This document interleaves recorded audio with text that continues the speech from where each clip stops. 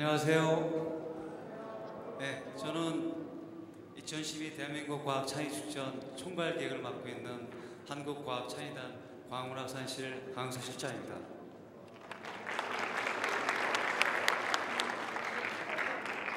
2012 대한민국 과학창의축전에 참석해 주신 과학 전문가, 교사, 선생님 그리고 일반 청소년 여러분 진심으로 환영합니다. 2012 대한민국 과학창의축전에서는 기존에 저희가 볼 수 없었던 토크와 퍼포먼스가 결합된 새로운 형식의 토크 형식인 대한민국 과학창의 콘서트를 새롭게 신설하였습니다. 2012 대한민국 과학창의 콘서트는 총 8개의 부분으로 이루어져 있는데 서로 각기 다른 프로그램이 구성되어 있습니다. 오늘 대단원의 첫 번째 프로젝트인 다양한 분야의 전문가와 일반인들이 자신의 지식을 공유하는 살아있는 과학 백과 사전을 만들어가는 사이언스홀 프로젝트를 시작하고자 합니다. 본격적인 강연에 앞서 이번 행사를 전체를 준비하고 계시는 우리 한국과학창의단 강예련 이사님께서 지식 공유의 필요성이라는 주제로 기조연설을 있으시겠습니다. 그럼 강예련 이사님을 무대로 모시겠습니다. 큰 박수로 맞이해 주시기 바랍니다.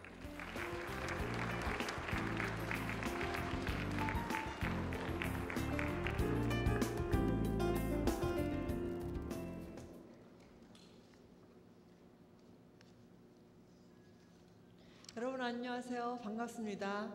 한국과학창의단 이사장 강예련입니다.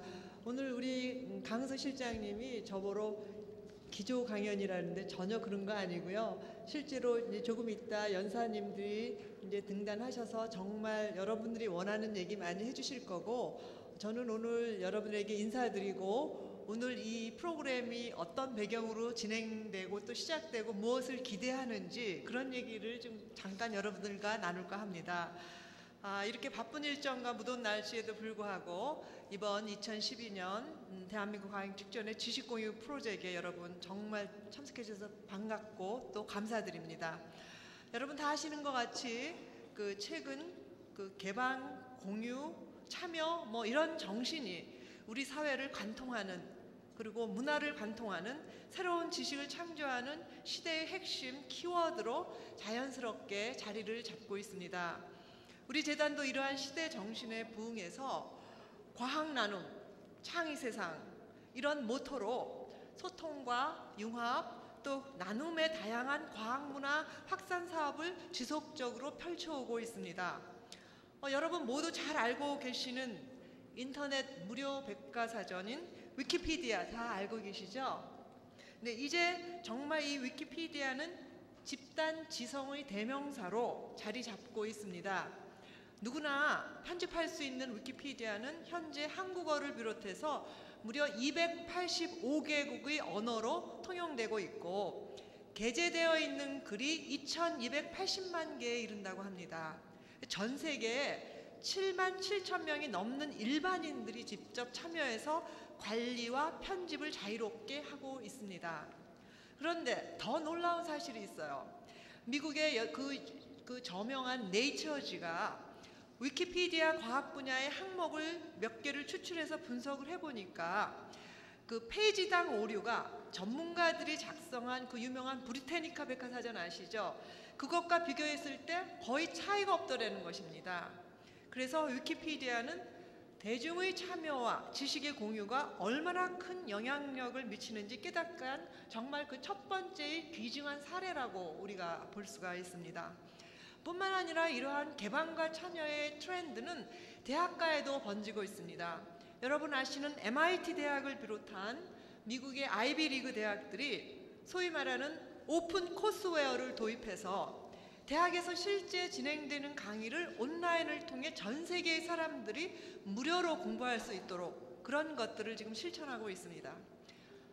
이처럼 지금 우리가 사는 세상은 지식을 소유하는 사회에서 지식을 공유하는 또 나누는 사회로 변화하고 있습니다. 지식의 공유와 나눔을 통해서 새로운 혁신이 일어나고 또 협업과 참여를 통해서 진정한 소통이 이루어지고 있는 것이죠. 그래서 우리 재단도 과학문화와 창의교육 지식을 국민들과 진정으로 공유하고자 다양한 노력을 기울여 오고 있습니다. 몇 가지 예를 들면은 대학생 과학나눔 봉사단 활동을 통해서 재능을 서로 나누고 특히 남을 배려할 줄 아는 인재를 양성하고 있고, 또 과학 창의 앰베서더 사업을 통해서 과학 지식을 접하기 어려운 학생들을 곳곳에 찾아다니면서 나누어주고 있습니다. 또한 기업이나 대학 또 공공기관 이런 인적 물적 자원을 교육에 활용할 수 있는 교육 기부 사업을 통해서 지식 공유의 나눔을 현재 실천해 오고 있습니다. 아울러 좀 전에 우리 강 실장이 얘기를 했는데요. 저희 재단은 과학 포털 사이트 사이언스호를 운영하고 있어요. 여기 계신 분들이 한 번씩 다 사이트를 방문하셨는지 모르겠는데, 이 사이언스호를 통해서 저희는 이미 전문가들이 제공한 과학 백과사전 서비스를 운영해 왔는데요. 오늘 이 소위 말하는 지식공유 프로젝트의 런칭, 이 기회를 통해서 지식공유를 전문가뿐만이 아니라 일반인들도 함께 지식을 만들고 공유하는 국내 최초의 살아있는 과학 백과사전을 만들어가는 오늘의 그 첫 발자국을 띄는 날입니다. 오늘이 굉장히 뜻깊은 날이죠. 이제 그래서 과학 지식을 생산해내고 또 소비해가는 여러분들이 더 좋은 과학 교육을 위한 지혜를 모아서 정말 풍성한 과학 나눔의 장이 될 수 있도록 함께 힘써 주시기를 부탁을 드립니다. 그래서 다시 한번 이 행사에 참여해 주신 모든 분들, 또 오늘 특별히 좋은 강연을 위해서 해주실 또 지식을 나누어 주실 강연자 여러분에게 깊이 감사드리고, 오늘 이 시간 여러분들 정말 마음껏 즐기고 느끼시기 바라겠습니다. 감사합니다.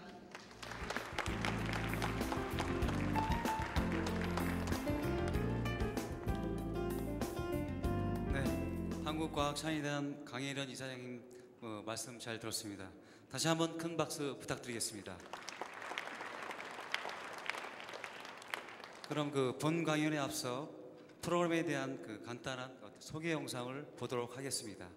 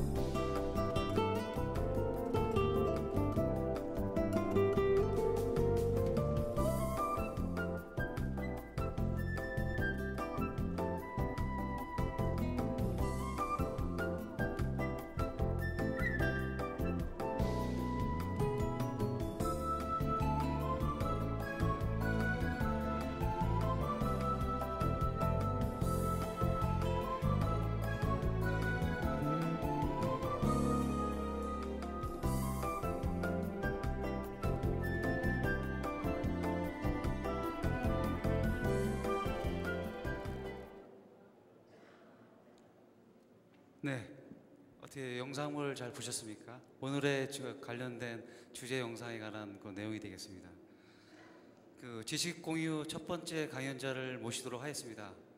그 적외선이란 무엇인가를 주제로 강연해 주실 우리 그 민보경 교사님을 무대로 모시겠습니다. 큰 박수 부탁드리겠습니다.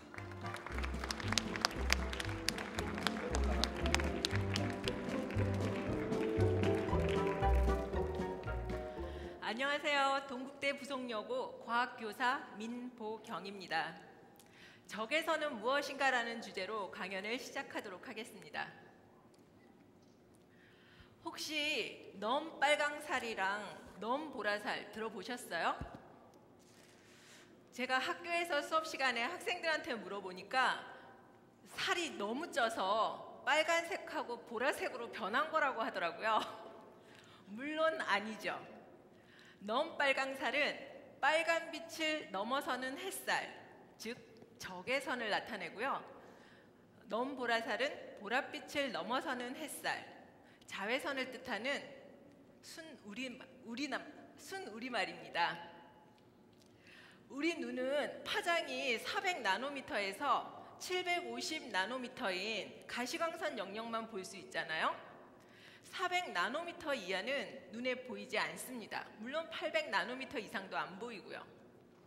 자, 이 400나노미터 이하의 빛을 파장별로 나누어 보면 자외선, X선, 감마선 이렇게 나뉘어지고요. 800나노미터 이상의 빛은 적외선,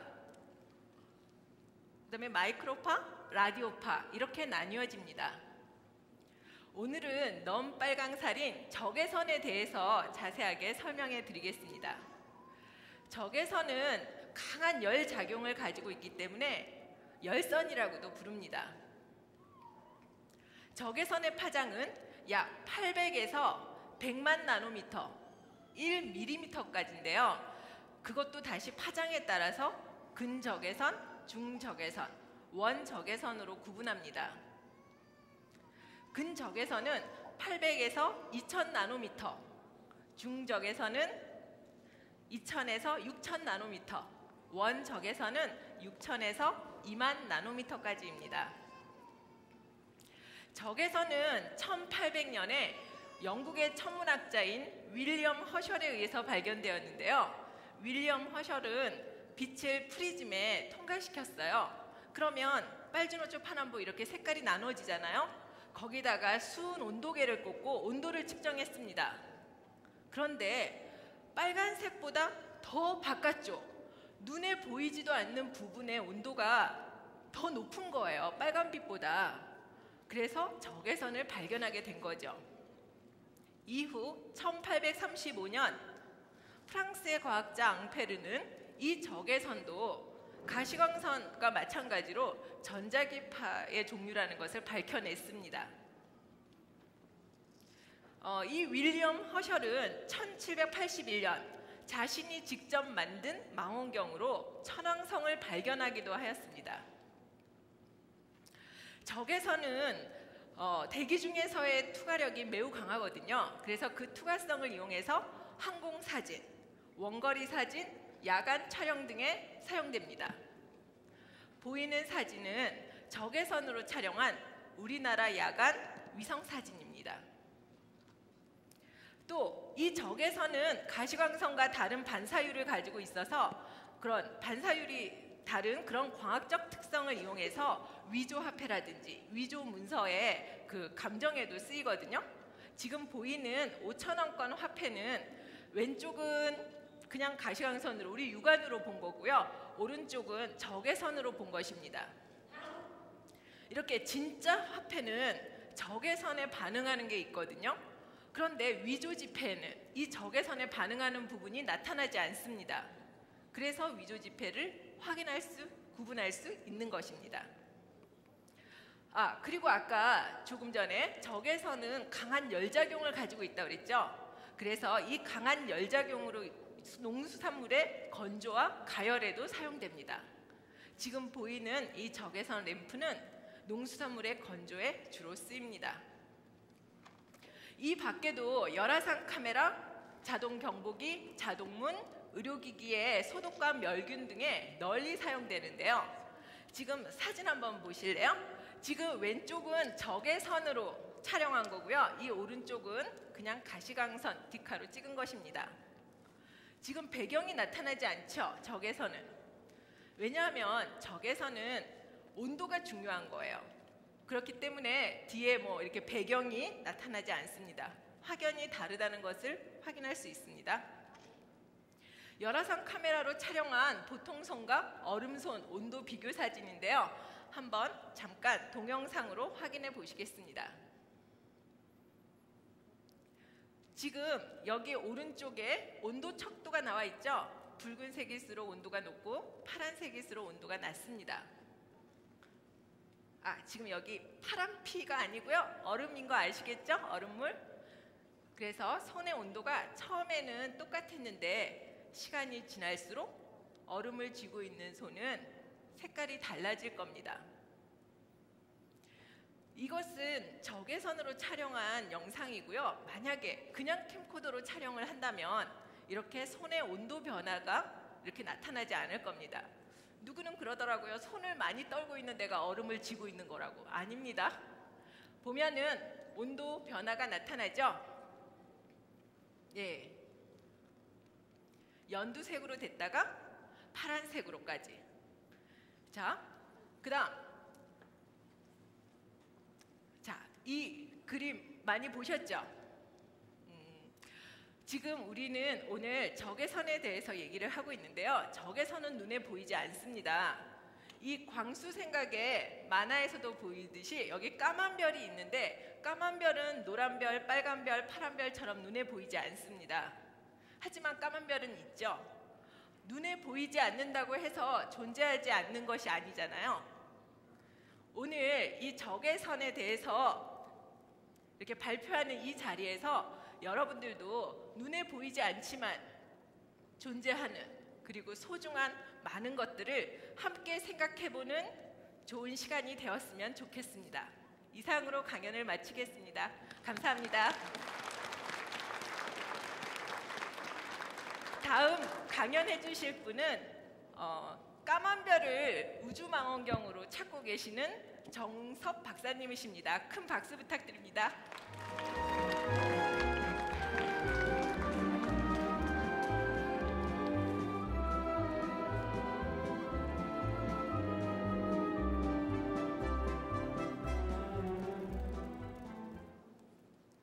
네, 안녕하세요. 천문연구원의 정섭입니다. 제가 오늘 소개해드릴 주제는 적외선을 활용해서 관측하는 우주망원경인데요.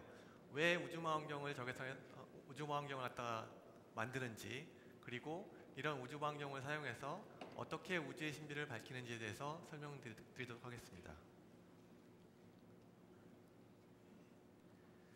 예, 우선 그 우주망원경의 개념을 이해하기 위해서는 그 관측창이라는 개념을 알아야 되는데요. 모든 빛이 그 우주에서 나올 텐데 우주에서 오는 빛이 지상까지 다 도달하지는 않습니다. 그래서 일부 파장 영역에서는 도달하기도 하고 도달하지도 않긴 하는데요. 여기 보시면은 X축이 이제 파장이고 Y축이 0이라는 것은 지상에 잘 도달한다는 얘기고 100이라는 것은 도달하지 않는다는 의미입니다. 보시다시피 가시광하고 전파 쪽은 지상에서 잘 볼 수 있는 반면에 나머지 파장대는 지상에서도 잘 볼 수 없습니다. 이 중에서 특히 적외선 영역은 전체 영역을 다 지상에서 볼 수 있는 것도 아니고요. 짧은 근적외선 파장대는 지상에서 어느 정도 볼 수 있는 반면에 긴 적외선 파장대에서는 전혀 지상에서 볼 수 없습니다. 이제 그렇기 때문에 효과적인 적외선 관측을 위해서 저희는 우주망원경을 사용해서 관측을 수행합니다. 그렇다면은 이런 적외선 여론들이 얼만큼 밝은지, 그리고 저희가 관측하려고 하는 그 적외선 하늘이 얼만큼 어두운지를 대략 다른 것들과 한번 비교를 해보도록 하겠습니다. 우선 지상 대기에서 나오는 적외선의 밝기를 1이라고 가정했을 때 지상 망원경을 만약에 0도까지 냉각을 하게 되면은 여기서 나오는 적외선 밝기는 그거의 한 100분의 1 정도 됩니다. 그렇다면 저희가 하늘에서 올라가서 우주를 봤을 때 우주에서 보이는 그 적외선 밝기는 어느 정도 될까요? 그거는 약 1천만 분의 1, 굉장히 작은 양의 빛입니다. 그렇기 때문에 지상에서 관측을 하게 되면은 여러 가지 망원경이라든가 혹은 대기, 그 밖의 기타 여론들이 우주를 관측하는데 어려움을 주게 됩니다. 앞서 설명드렸듯이 지상에서도 적외선을 관측할 수는 있습니다. 짧은 파장대인 근적외선 쪽에서는 관측을 할 수 있는데요. 예를 들면은 그 하와이에 있는 마우나키아에서 고도 한 4,200m의 그 고온지대에다가 망원경 지대가 있습니다. 이런 망원경이 많이 설치가 되어 있는데 그런 망원경들을 통해서 근적외선 파장대의 관측을 수행하게 됩니다. 하지만 좀 더 긴 파장대로 가면 갈수록 관측이 더 어렵기 때문에 그런 긴 파장의 적외선을 관측하기 위해서 저희는 우주망원경을 사용하게 됩니다. 예를 들면은 나사에서 쏘아 올린 스피처라든가 혹은 일본 작사에서 쏘아올린 그 아카리 같은 우주망원경을 사용해서 저희는 적외선 영상을 얻게 됩니다. 그렇다면 우주에 올라가면은 전혀 다른 여론의 영향이 없을까요? 그렇진 않습니다. 우주에 올라가게 된다고 하더라도 저희가 지구에서 오는 태양은 말할 것도 없고 이제 지구라든가 혹은 달에서 오는 적외선 빛도 꽤 밝은 빛을 내게 됩니다. 그렇기 때문에 이런 그 적외선 불빛들을 차단하기 위해서는 그 차단막을 갖다 만들고요. 또한 망원경 온도 자체도 굉장히 낮아야 되기 때문에 그 냉매, 그 액체 헬륨과 같은 냉매를 사용해서 냉매를 싣고 올라가서 그거를 망원경 전체를 냉각하게 됩니다. 그래서 보시다시피 우주 망원경에서 보면은 그 큰 탱크 같은 걸 갖고 가게 되는데요. 이런 큰 탱크 안에 액체 헬륨과 같은 냉매를 갖다가 가지고 가서 그거를 통해서 이제 망원경 전체를 냉각을 하게 됩니다. 그 전체 무게는 약 한 1톤 정도로 굉장히 무겁게 되고요. 그렇기 때문에요. 국내에서도 실제 적외선 우주 망원경을 만들려고 시도를 하고 있습니다. 현재 저희 팀에서는 과학기술위성 3호의 주타 채째인 미리스를 개발했는데요. 이건 현재 실험적인 망원경이기 때문에 크기는 그렇게 크지 않습니다. 또한 파장대도 냉각을 많이 하지 않아도 되는 근적외선 파장대에서 하늘을 관측을 수행할 예정입니다. 그렇다면 차세대 적외선 우주망원경은 어떤 개념으로 설계를 할까요? 우선 그 하늘을 갖다가 좀 더 깊고 그 다음에 자세하게 보기 위해서는 망원경 구경이 커야 됩니다. 그래서 현재 추진하고 있는 차세대 적외선 우주망원경은 대부분 3m 이상의 굉장히 큰 우주망원경이고요. 이런 큰 우주망원경을 하늘로 쏘아올리게 되는 거죠.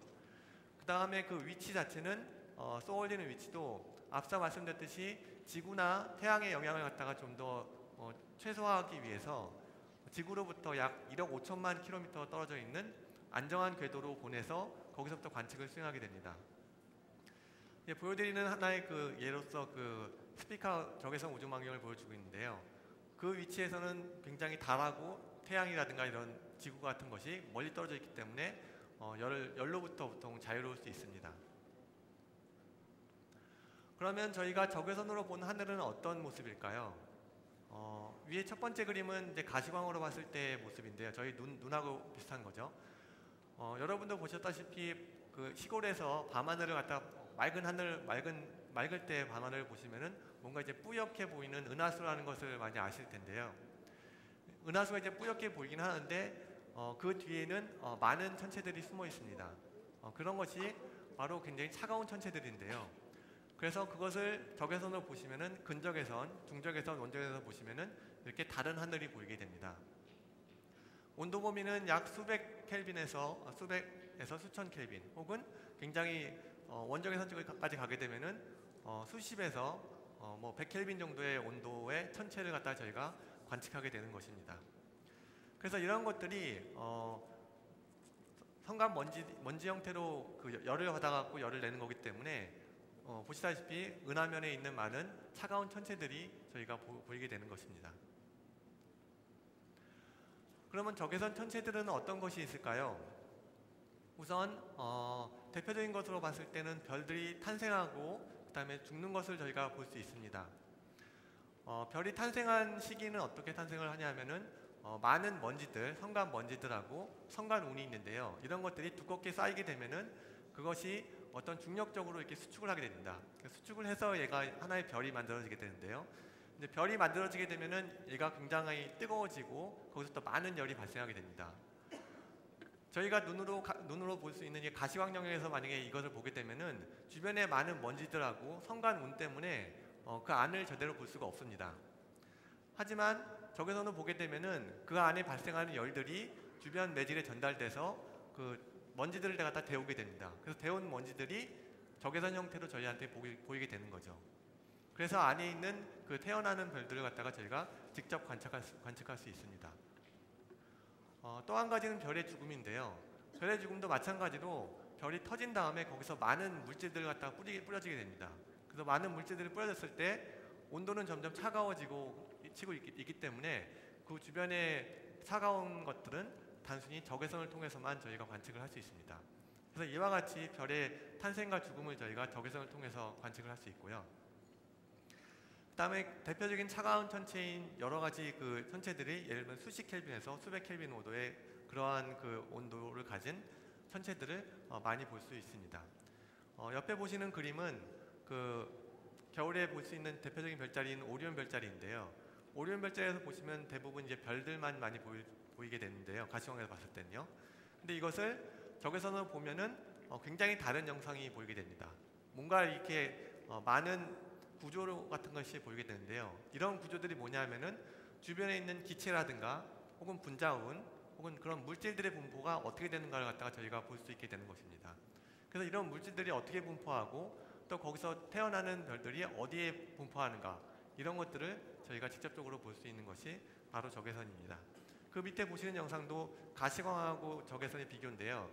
가시광으로 봤을 때는 앞에 있는 그 두꺼운 그 물질들 혹은 기체들이나 분자원들 때문에 전혀 보이지 않는 반면에 적외선으로 보시면은 그 안에서 나오는 그 빛들이 다시 그 물질들하고 반응해서 걔가 열로서 발생하기 때문에 적외선으로 봤을 때는 그 안에서 어떤 별들이 있는지를 저희가 명확히 알 수 있습니다. 이제 또 한 가지는 중요한 것은 바로 적색이동 개념인데요. 아시다시피 우주는 계속 팽창하고 있고 점점 저희부터 점점 멀어져 가고 있습니다. 그렇기 때문에 멀어져 가고 있는 천체들은 그 파장대가 점점 긴 파장대로 이렇게 이동을 하게 됩니다. 그걸 갖다가 보통 적색이동이라고 부르는데요. 그래서 은하들도 마찬가지로 굉장히 멀리 있기 때문에 얘네들은 대부분 다 적색이동을 하게 됩니다. 그래서 예를 들면 밑에 그 허블 망원경으로 관측된 관측 결과 있는데요. 밑에 아래 그림이에요. 빈 공간을 갖다가 만약에 허블 망원경을 찍었을 때 아무것도 없는 것 같지만 거기에는 수많은 은하들이 존재하고 있습니다. 그 다음에 그 은하들 중에서도 가까운 있는 은하들도 있을 수 있고 굉장히 현재부터 멀리 있는 은하들도 있을 수 있습니다. 그래서 그런 은하들을 갖다가 적외선으로 관측을 해보니까 가시광으로 봤을 때는 하나처럼 보이던 것들이 실제로 적외선을 보면은 여러 개로 보이는 경우를 발견하였습니다. 근데 그 얘기는 뭐냐 하면은 굉장히 먼 시대에 그때 당시에 그 우주들이 서로 이렇게 관련을 해갖고 병합하거나 혹은 다른 상호 관계를 한다는 것을 알게 되었습니다. 일단 또 한 가지는 옆에 영상은 그 위에 보이는 하나 점은 그 어떤 천체를 갖다 관측한 결과인데요. 허쉘 우주망원경으로 관측한 결과인데 거기서 관측한 결과는 이제 하나처럼 보이게 되지만요. 다른 파장대에서 관측하게 되면은 뭔가 두리뭉실하게 이렇게 퍼져 있는 듯한 모습을 볼 수 있습니다. 이게 어떤 거냐면은 멀리 있는 그 은하들 앞에 다른 은하가 있는데 그 은하들이 그 빛을 갖다가 휘게 됩니다. 우리가 흔히 얘기하는 그 렌즈 있죠, 볼록 렌즈 같은 거요. 그런 효과를 발생하게 됩니다. 그래서 그런 볼록 렌즈 효과 때문에 이 빛이 딴 쪽으로 이렇게 휘어갖고 저희한테는 이렇게 딴 쪽으로 이렇게 보이게 됩니다. 그래서 그런 것들도 역시 적색 이동, 적외선 관측을 통해서 저희가 관측을 할 수 있습니다.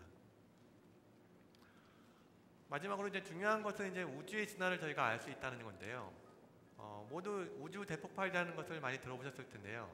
우주 대폭발은 우주가 제일 처음에 이제 생성됐을 때 이제 폭발하고 난 다음에 거기서부터 나오는 빛을 감지한 건데 그게 바로 우리가 우주 배경 복사라고 해서 알려져 있습니다. 그래서 그것을 발견한 다음부터 이제는 노벨상을 받았었는데요.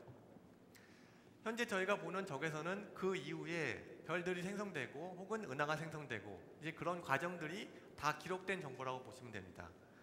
그래서 밑에 보시는 영상들은 전체 적외선으로 찍은 영상인데 거기서 별하고 은하를 다 빼고 난 다음에 나머지 영상들을 갖다 본 모습입니다.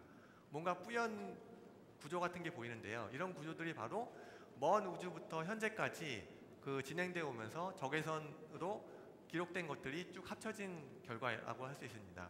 그래서 이런 영상을 분석함으로써 우주가 어느 시대에 가장 많이 진화를 했고 어느 때 굉장히 많이 분포를 하고 어떤 식으로 진화를 해왔는가를 저희가 대략적으로 알 수 있습니다. 예, 이상으로 강연을 마치겠습니다. 다음 강연은요. 김주삼 소장님께서 회화 연구에 있어서 적외선이 어떻게 활용되는가에 대해서 설명해 주시도록 하겠습니다.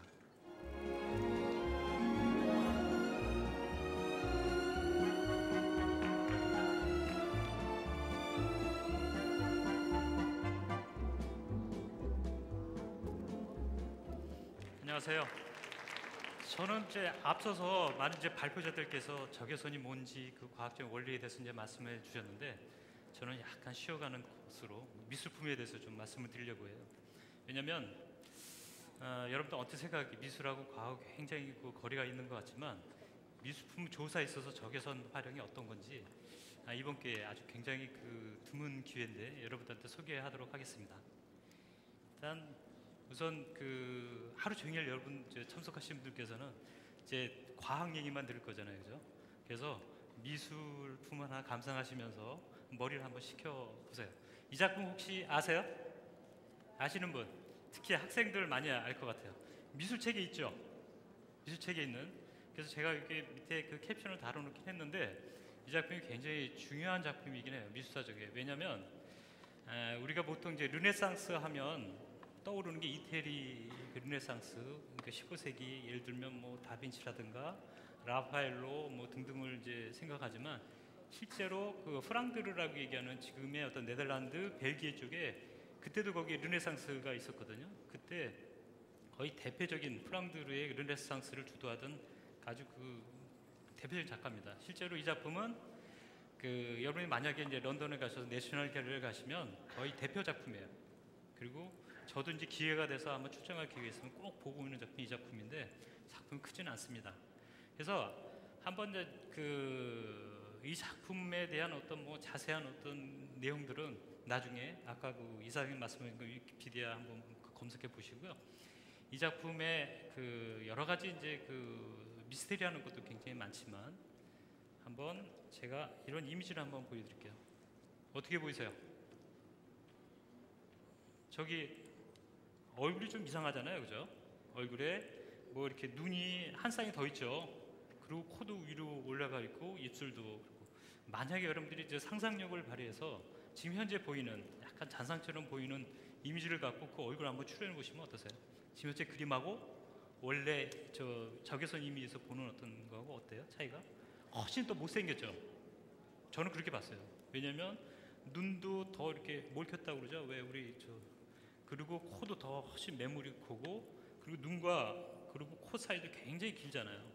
근데 왜 제가 여기 그 타이틀에 인류 최초의 뽀샵이라고 얘기를 했냐면 이 작품이 실은 그 작가의 어떤 그 기법이 굉장히 특이하기 때문에 그래요. 여러분들 그 요즘에 잘 알고 있는 유화 뭐 이렇게 스케치 대충 하고 이렇게 그리는 거가 아니라 그 다음 이쯤에서 또 뭐 설명을 드리겠지만 완벽하게 그 스케치를 하고 마치 여러분들 그 어려서 했었던 그 색칠 공부처럼 완벽하게 그린 다음에 그 색만 거기다 입힌 정도가 됐다고요. 근데 과연 그 이렇게 그런 기법으로 그리는데 그 요 인물의 주인공 즉 이거는 결혼 사진이에요.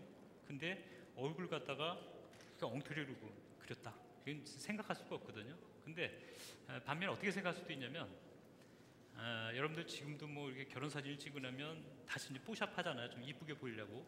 근데 이 당시에도 그런 게 있었던 것 같아요. 그러니까 이 작품을 다 그렸다고 그 아르놀피라는 분한테 이렇게 그 소위 납품을 했죠. 그랬더니 그 돈을 줘야 되는 어떤 그 아르놀피라는 사람은 주인공은 다 보니까 너무 자기 얼굴이 너무 리얼하게 나온 거예요. 좀 못생기게 나온 거죠. 그러다 보니까 한번 얘기를 하겠죠. 야, 얀반 에이크, 너 이거 이따구로 그려갖고 돈 받을 생각해? 그러면 야, 좀 잘 그려봐라 좀. 그러면 가져와서 다시 그리게 되죠. 왜 이 그림이 어느 정도로 정교하게 그려진 그림이냐면요. 요 한번 그 아까 여자 신부의 그 옷차림을 한번 보세요. 이게 적외선 이미지예요. 적외선 이미지면 우리가 알고 있는 어떤 그 스케치하고 좀 틀리죠. 거의 뭐 음영이나 뭐 이런 것까지 다 있는 어떤 그런 상태에서 투명한 유화물감을 이렇게 칠하는 약간 그 투명하게 칠하는 그래서 밑에 있는 그 음영이 다 이렇게 배 나오게 이렇게 그린 거기 때문에 이 정도로 전체 스케치를 다 하고 그림을 그렸기 때문에 뭐 이렇게 뭐 초창기에 이렇게 실수할 수가 없어요. 그리고 실제로 이걸 적외선 이미지로 전체 작품을 찍어보면 거의 뭐 흑백 사진 같죠. 완벽하게 다 스케치를 한 다음에 음영까지 다 그린 다음에 거기다 했기 때문에 그렇거든요. 그러니까 가장 중요한 그 얼굴 갖다 실수할 일은 없죠. 그러니까 그 수정했다는 걸 알 수 있습니다. 그리고 실제로 이 그 적외선 사진을 어떻게 찍냐면 다음과 같습니다. 이게 지금 제가 찍는 모습이 있는데 여기 보이는 요 약간 요 기구는 뭐냐면 안에 할로겐 램프, 강압빛 쏘는 할로겐 램프가 있어요. 그리고 그 앞에는 자외선 그 필터가, 적외선 필터가 있고요. 그리고 그 앞에는 특수 카메라가 있어요. 그래서 예를 들면 이제 그 작품에다가 적외선을 쏘고 그 다음에 적외선을 쏜 어떤 그 적외선을 그 안에 들어가 있는 어떤 밑그림들이 이렇게 흡수를 하면 그거를 이런 특수 카메라로 이제 그 캡처를 한 다음에 요게 이미지를 이렇게 보여주게 됩니다.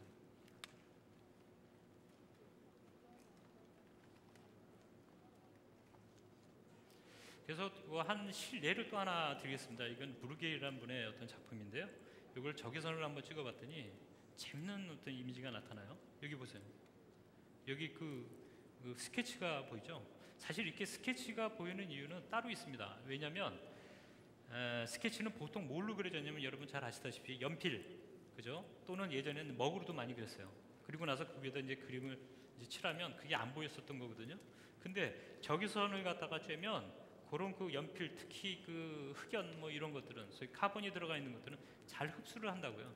그래서 적외선 그 카메라에 저렇게 잘 이렇게 찍게 되는 겁니다.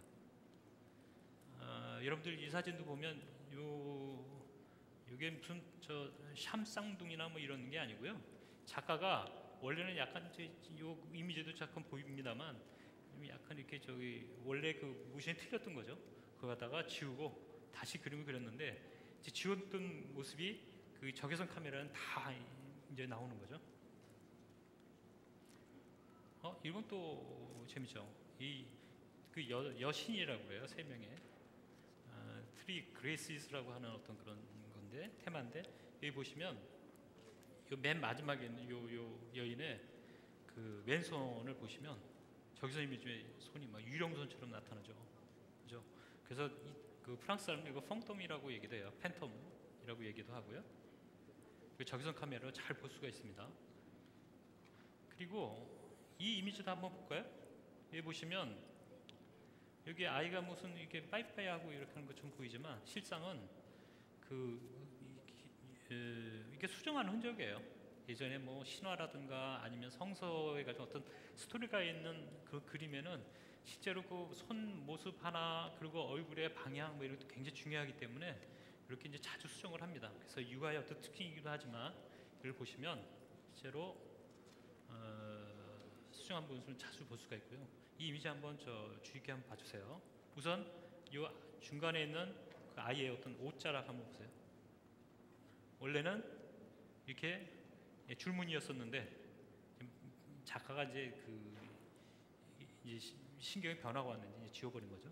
그리고 이 발 모습, 그리고 제가 찾아낸 불쌍한 어린아이도 하나 있었습니다. 원래 그림은 없었는데 좀 으스스하죠. 그렇지만 이제 작가가 다 완성하고 난 다음에 마음에 안 들면 이제 지울 수도 있는 거예요. 그죠? 다음에는 이건 좀 혹시 이제 재미있는 어떤 그거라 제가 직접 찍은 건데 한번 소개를 해드리겠습니다. 여기는 루이 14세의 방이라는 어떤 그 주제를 갖고 있는 작품인데 여기 보면 이 여자의 어떤 뒷모습이 아무것도 보이지 않잖아요, 그죠? 근데 저기서 이미지를 보면 갑자기 웬 남자가 숨어 있죠. 그러니까 혹시나 이제 이해기기를 좋아하는 사람들은 소설 여러분께서는 뭐 소설 좋아하시는 분들 쓰시는 거 좋아하시는 분 한번 소설거리가 충분히 되잖아요, 그죠? 그리고 여기도 보면 또 재밌는 이미지가 또 나옵니다.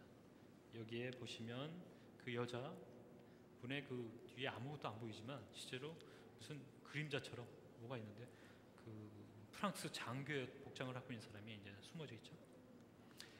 그러면 이제 그 작품이 진입한정에 활용할 수 있다고 제가 타이틀을 썼는데 과연 뭘까요? 왜냐하면 적외선 이미지는요 그야말로 그림 속에 있는 어떤 그 속사정까지 다 알 수 있는 어떤 그런 그 기구라고요. 여기 보시면 여기에 요 그림은 이중섭의 그림 중에서 왜 크레파스로 그리고 왜 잉크를이나 아니면 그 스튜아 그래서 하는 어떤 그런 거 여러분 초등학교 시절에 많이 해보셨잖아요. 이걸 갖다 한번 이중섭 그림을 제가 한번 찍어봤더니만 여기 까맣게 보이는 거 뭘까요? 스케치가 있다고요. 여러분 스케치 잘 안 하는데 이중섭이라는 작가는 굉장히 주도면밀하신 분이에요. 그래서 저런 것마저도 스케치를 다 했단 말이죠. 근데 만약에 저런 작품에 뭐 진위의 어떤 문제가 생겼을 때 적외선 조사를 하면 저런 이미지를 보고 그러면 작가가 그린 어떤 그 스케치가 좀 안에 들어가 있고요. 그리고 이게 위작을 하는 사람들이 그것까지도 똑같이 하기는 참 힘든 일이거든요. 그렇기 때문에 이런 게 이제 위작인지 알 수 있게 되는 거고요. 이것도 마찬가지입니다.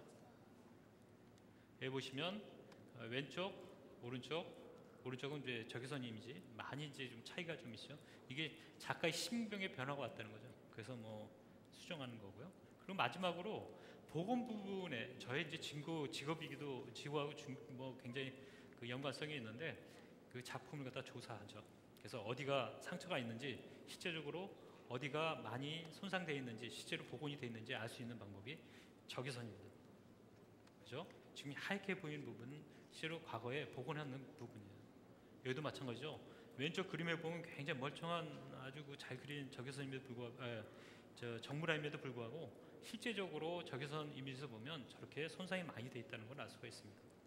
그리고 마지막으로 이 작품도 보시면 아주 그 훌륭한 작품입니다만 여기에 잘 보이시나요? 이렇게 여기 찢어져 있고 그걸 갖다가 복원한 흔적인지를 알 수가 있겠습니다. 시간 관계상 여기까지 마치고요. 여기 적외선을 어떻게 미술 작품에 활용했는지 여러분들 잠시 소개를 드렸습니다. 감사합니다. 그리고 저 네 번째 강연자는요. 그리고 장애인용 안구 마우스에 사용된 적외선에 대해서 최은호 센터장님께서 발표하시겠습니다. 감사합니다.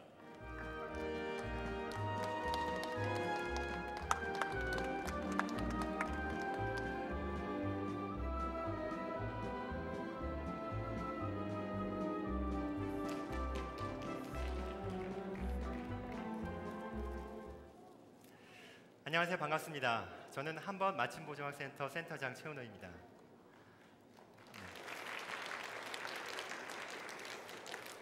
저는 오늘 여러분에게 장애인용 안구 마우스 아이캔에 사용된 적외선의 원리를 설명하고 아이캔 프로젝트가 시작된 계기와 그 프로젝트의 결과물이 우리 사회를 어떻게 변화시키고 있는지에 대해 이야기하고자 합니다. 저는 보조공학 서비스 센터에서 근무하고 있습니다. 아마 보조공학이나 보조공학 서비스에 대한 개념이 잘 모르시는 분들이 계실 것 같은데요. 간단하게 설명드리면 보조공학 서비스 센터는 장애인이나 노인분들과 같이 신체 기능에 제약이 있는 분들에게 보조기구를 통해 삶의 질을 향상시킬 수 있도록 전문 서비스를 제공하는 기관입니다. 제가 활짝 웃고 있는 사진이 찍혔던 전날은 저에게는 무척 특별한 날이었습니다. 저희 센터를 운영하는 한법재단에서 전국의 희귀난치성 질환자분들의 학습활동을 지원하기 위해 보조기기 대여 사업을 시작한 날이었습니다. 이 의미 있는 출발을 축하해주기 위해 많은 분들이 오셨는데요. 그분들 중에 제가 오늘 소개할 주제와 관련해서 꼭 언급해야 될 분이 계십니다. 화면에 보이는 분이 바로 연세대학교 스티븐 호킹이라고 불리는 신영진 군과 그 어머니 이원옥 여사님입니다. 신영진 님은 태어나면서부터 온몸의 근육이 마비되는 척수성 근위축증을 앓고 있습니다. 그럼에도 불구하고 작년에 연세대학교 컴퓨터공학과를 우수한 성적으로 졸업했고 곧이어 같은 대학 연구소에 취업했습니다.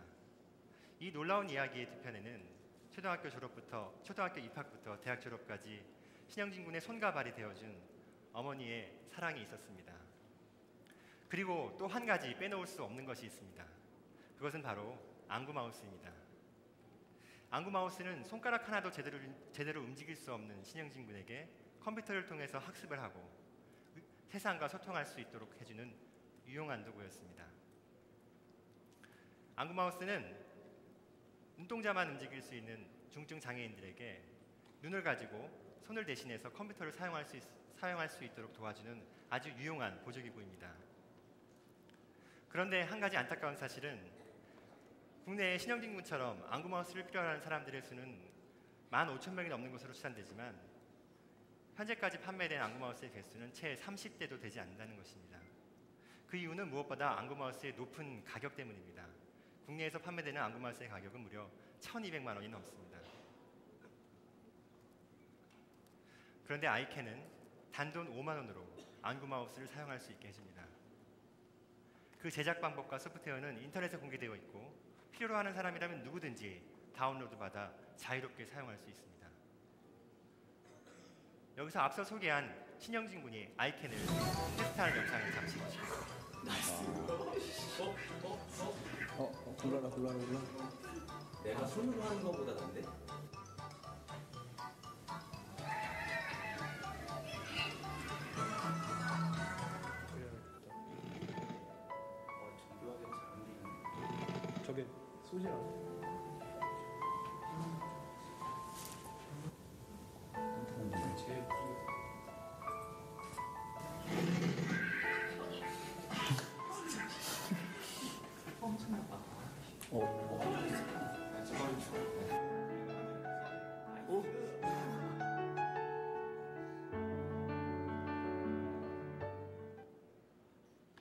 여기서 잠시 이 놀라운 이야기를 멈추고 오늘의 주제인 적외선과 관련된 이야기를 해야 될 것 같습니다. 공개된 안구마우스의 제작 방법의 일부를 설명하면서 안구마우스에서 적외선이 어떻게 사용되고 있는지 설명해 보도록 하겠습니다. 보시는 것처럼 아이캔은 하드웨어와 소프트웨어 두 가지 요소로 나누어 설명할 수 있습니다.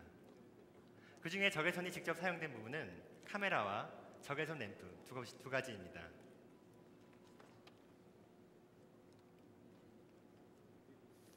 웹카메라 이미지 센서는 우리 눈에 보이는 가시광선과 적외선을 모두 감지할 수 있습니다. 그런데 보통 더욱 선명한 영상을 얻기 위해 카메라의 렌즈에는 적외선을 차단하는 필터가 부착되어 있습니다. 따라서 일반 카메라를 적외선 카메라로 개조하는 첫 번째 과정은 이 적외선 차단 필터를 제거하는 것입니다. 다음으로 가시광선 영역을 차단하고 적외선 영역만 통과시킬 수 있는 필터를 렌즈에 부착하면 적외선 카메라의 개조 작업이 마쳐지게 됩니다. 다음 단계로 더욱더 선명한 적외선 영상을 얻기 위해 약 850나노미터의 파장과 적절한 방사각을 가진 적외선 램프를 부착하게 됩니다. 이 적외선 램프에서 나오는 빛은 우리 눈에는 보이지 않지만 카메라로는 잘 볼 수 있습니다. 왼쪽에 보이시는 눈의 사진이 일반 카메라로 찍은 이미지입니다. 눈의 이미지입니다. 보시면 홍채와 동공의 경계가 명확하게 보이지 않습니다. 하지만 적외선 카메라로 눈을 관찰하면 보다 정확한 동공의 이미지를 얻을 수 있습니다. 이렇게 얻어진 이미지에 디지털 영상 인식 기술을 적용하게 되면 동공의 위치를 실시간으로 정확히 포착할 수 있게 됩니다. 이렇게 포착된 동공의 위치를 컴퓨터 화면의 상대적인 위치로 캘리브레이션 작업을 통해 계산을 하게 되면 눈동자의 움직임만으로 마우스 커서를 움직일 수 있게 됩니다. 이처럼 적외선 기술은 안구 마우스에서 눈의 움직임과 위치를 정확하게 포착하는 데 아주 유용하게 사용되고 있습니다.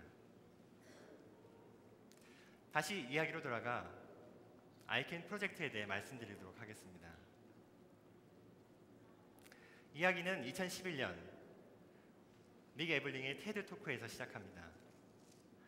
사업가였던 믹 에블링에게는 루게릭병에 걸린 전신마비인 그래피티 아티스트를 하는 친구가 한 명 있었습니다. 그는 자신의 친구가 다시 그림을 그릴 수 있게 되는 방법에 대해 고민했고 뜻을 같이 하는 엔지니어, 해커, 프로그래머를 자신의 집으로 불러 모아 일주일 만에 단돈 $50로 제작할 수 있는 안구 마우스인 아이라이터를 제작하게 됩니다. 그리고 그는 그 제작 방법과 소프트웨어를 인터넷에 공개했습니다. 저를 포함한 많은 사람들이 그 이야기를 듣고 영감을 가지게 되었습니다. 바로 공개된 그 제작 기술과 소프트웨어를 활용하면 고가의 장비인 안구 마우스를 대체할 수 있을 거라는 희망을 가지게 된 겁니다. 하지만 아이라이터는 그래픽 작업을 위해서 만들어졌고 특정한 환경에서만 동작할 수 있었기 때문에 우리가 일반적으로 사용하는 윈도우 환경에서 마우스 기능을 완전히 대체하기 위해서는 많은 개선과 보완이 필요했습니다. 아이캔 프로젝트는 저처럼 믹 에블링의 이야기를 듣고 영감을 얻은 삼성전자 임직원의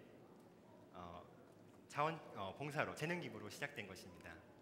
그리고 그들의 활동을 지원해준 창의개발연구소라는 사내 프로그램과 그리고 그들과 함께한 국내 보조과학 서비스 기관들이 모두 참여한 열린 프로젝트였습니다.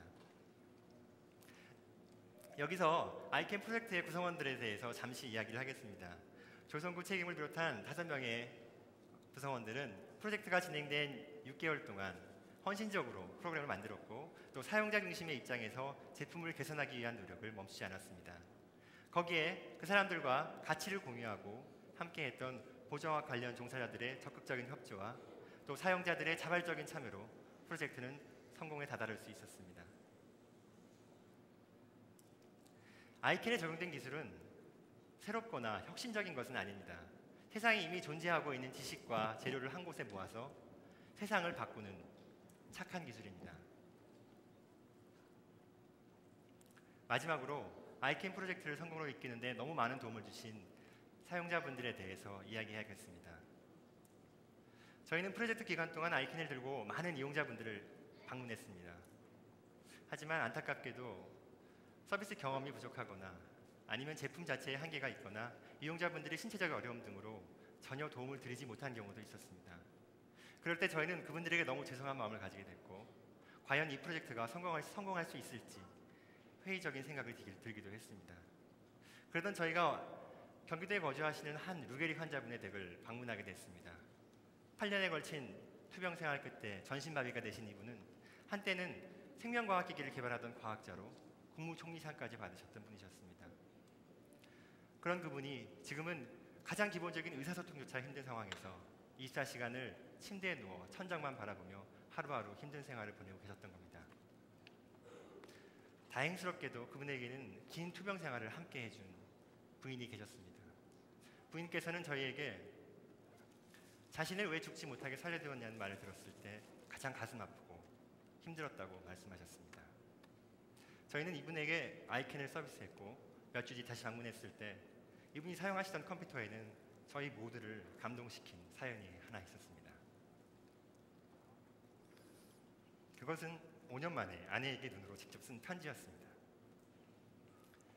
한자 한자 힘들게 쓴 그 편지에는 아내에 대한 사랑과 미안함이 담겨 있었습니다. 그리고 이제 아이캔 보급 사업이 시작되려 합니다. 매년 100명씩 아이캔을 절실히 필요로 하는 분들에게 제품의 설치와 사용 훈련이 무상으로 제공될 것입니다. 아이캔은 이렇게 세상을 변화시키고 있습니다. 그리고 여기 계신 여러분들도 가치 있는 지식을 공유하고 적극적으로 함께 참여함으로써 세상을 변화시킬 수 있을 것이라고 믿습니다. 감사합니다.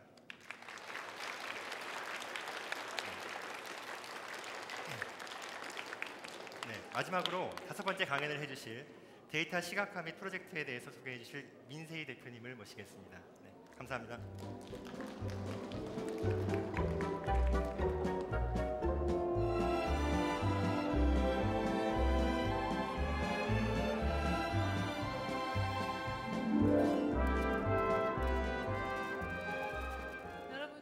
재밌게 보셨어요? 근데 생각보다 굉장히 많은 분들이 오셔가지고 지금 여기도 막 앉아 계시고 저기도 앉아 계시는데 뒤에서 보니까 조시는 학생들도 있는 것 같아요. 조시는 학생들?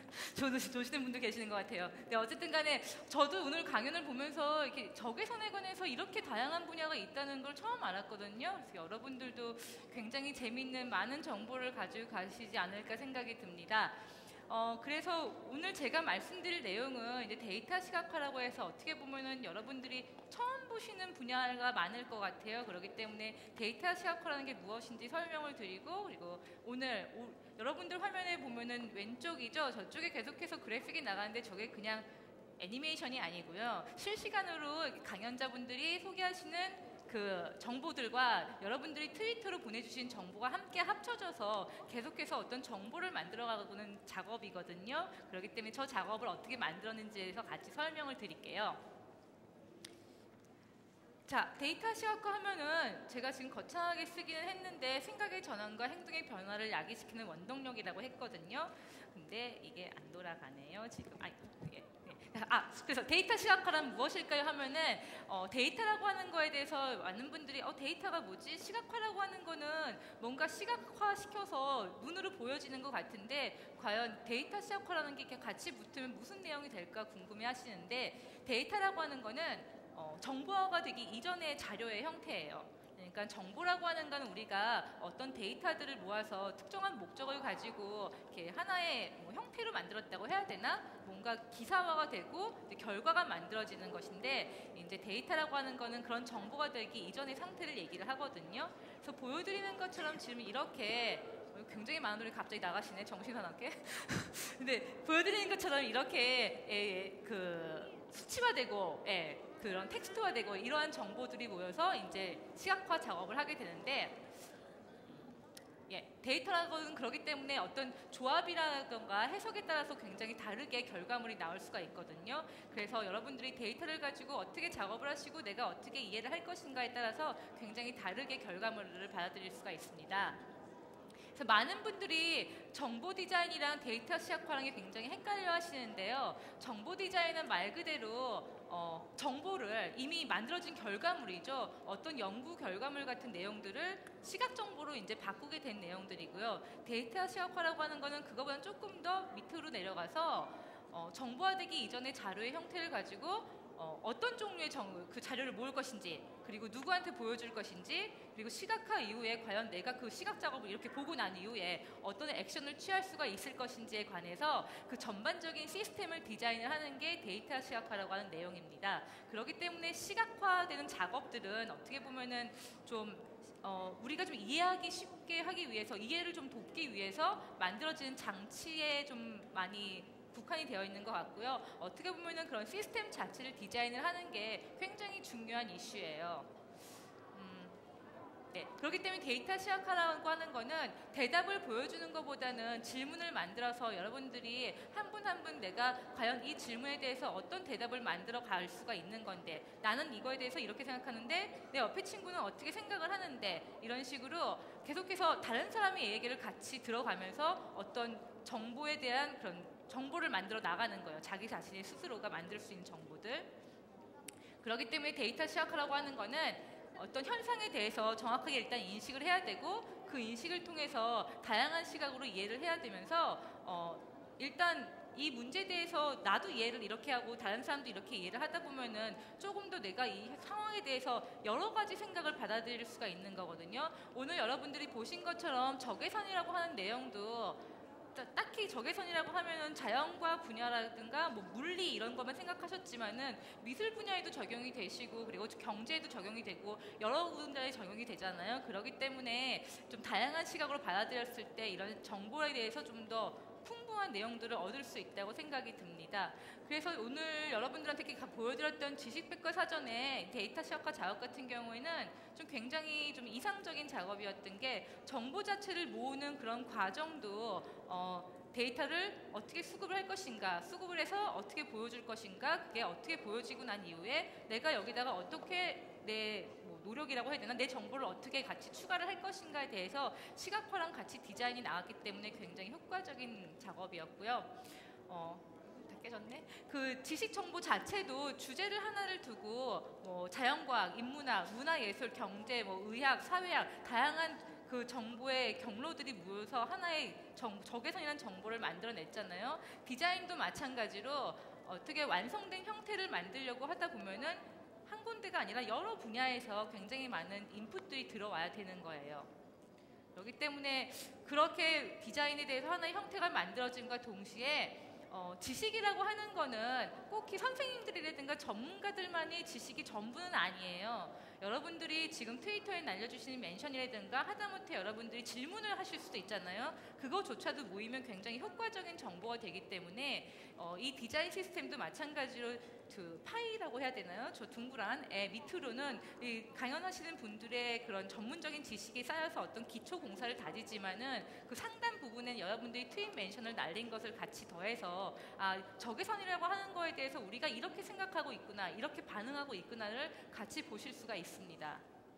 그래서 지금 보여드리는 이 왼쪽에 보여드리는 이 비주얼이 오늘 강연하신 분들이 모아주신 정보의 어떤 최종 결과물이거든요. 근데 지금 보시게 되는 것처럼 자연과학 분야가 굉장히 커져 있어요. 다른 분야에 비해서. 그렇기 때문에 이런 내용을 보시고 난 이후에 여러분들이 나는 사회 쪽에 일을 하고 있는데, 나는 어느 쪽 다른 분야에서 지금 공부를 하고 있는데 적외선에 대해서 나는 이렇게 생각하고 있어라는 생각이 있으실 수도 있잖아요. 그러면 그런 정보를 같이 공유를 해주시면은 계속해서 살아있는 이런 애플리케이션들이 형태가 계속해서 바뀌게 돼요. 그리고 옆에서 보게 되면 이런 식으로 형태가 나올 수가 있거든요. 보여드리는 것처럼 한쪽이 굉장히 두껍게 층이 쌓여 있잖아요. 이렇게 돼서 정보라고 하는 게 이렇게 균일하게 모든 분야에서 모든 사람들이 다 같이 나눴을 때 안정된 형태를 이루게 되고, 그다음에 그 중심축도 제일 가운데서 이렇게 밸런스를 맞출 수가 있도록 할 수 있는 그런 비주얼 작업입니다. 그렇기 때문에 결국 오늘 우리가 보다 보면은 적외선이라고 하는 분야에 대해서 다양한 데이터를 수집을 하는데 전문가의 견해와 여러분들 같이 이렇게 일반적으로 생각하시는 분들의 견해를 같이 합쳐서 시각화라는 작업을 통해서 나는 이 분야에 이렇게 적용했으면 좋겠어, 저 내용을 이렇게 했으면 좋겠어 라고 같이 공유를 한 후에 다시 그게 제일 처음에 우리가 모았던 그 데이터 자체에 영향을 미쳐서 선순환되는 그런 구조를 만드는 게 가장 이상적인 구조라고 할 수가 있어요.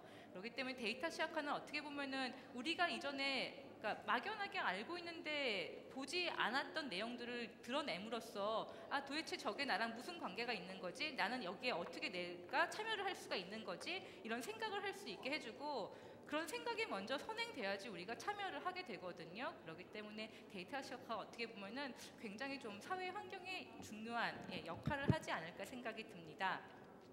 그래서 이제 저는 이제 이 랜덤웍스라고 하는 데이터 시각화를 전문으로 하는 그런 스튜디오라고 해야 되나요? 그 디자인 스튜디오에서 일을 하고 있는데 데이터 시각화라든가 조금 더 이런 분야에 대해서 관심이 있으시면은 여기 링크를 가셔서 이제 좀 다른 작업도 보셔도 되고요. 그리고 저희들한테 메일을 보내주시면 저희가 최대한 친절하게 답변을 해드리도록 할게요. 그래서 오늘 여러분들이 이렇게 지식 공유에 대해서 이제 한 1시간 정도의 강연을 들으셨는데요. 얼마나 많이 도움이 되셨는지는 잘 모르겠지만은 되게 도움이 되셨으면 좋겠고요. 제가 아까 그 이사장님이랑 이게 강연하시는 분들이 이렇게 강연을 쭉 보면서 보다 보니까는 우리가 공유라고 하면은 굉장히 그러니까 내 거를 남한테 나눈다고 아름답게만 생각을 하잖아요. 물론 그게 아름답다는 생각이 그 밑바탕에 있긴 하지만은 저는 그런 생각이 들었어요. 그러니까는 공유를 내가 하면은 남조차고 하자는 게 아니라 결국은 나조차자고 그러니까 공유를 하게 되는 거예요. 왜냐하면은 내가 1이라는 거를 남한테 베풀게 되면은 내 주변에 있는 50 몇 명이 같이 나누게 돼서 저는 50을 얻어가게 되는 거거든요. 그렇기 때문에 공유라고 하는 게 나한테 얼마나 도움이 되는지 여러분들이 지식을 공유하게 되면서 나 자신한테 이게 얼마나 도움이 될 수가 있는지를 한번 생각을 해보도록 하셨으면 좋겠습니다. 그리고 이제 마무리 영상으로 지식 공유 백과사전을 우리가 앞으로 어떻게 만들어 나갈 수 있는지 보면서 이 시간 마치도록 할게요. 여러분 감사합니다.